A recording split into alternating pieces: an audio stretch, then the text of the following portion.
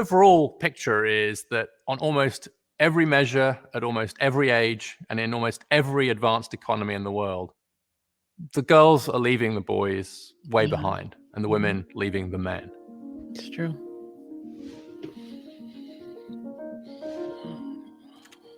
What nobody expected was that girls and women wouldn't just catch up to boys and men in education, but would blow right past them and keep going. Everyone was very focused, quite rightly, on getting to gender equality, getting to gender parity.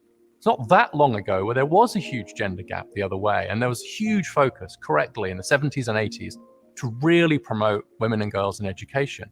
But the line just kept going, and nobody predicted that. Nobody was saying, what if gender inequality reemerges in just as big a way as now, in some cases bigger, but the other way around? And to some extent, everyone's still trying to get their head around this new world where, at least in education, when you talk about gender inequality, you're pretty much always talking about the ways in which girls and women are ahead of boys and men. And that's happened in a very, very short period of human history.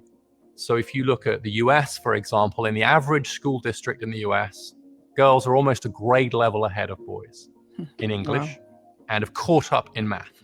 If we look at those with the highest GPA scores, the top 10%, 2/3 of those are girls. If we look at those at the bottom, 2/3 of those are boys. When it comes to going to college, there's a 10 percentage gap in college enrollment, a similar size gap in completing college, conditional on enrolling. And the result of those trends is that the gender gap in getting a college degree is now wider than it was in 1972, but the other way around. So in 1972, when Title IX was passed to promote more gender equality in education, there was a 13 percentage point gap in favor of men getting college degrees. Now there's a 15 percentage point gap in favor of women getting college degrees. So the gender inequality we see in college today is wider than it was 50 years ago. It's just the other way around. Wow.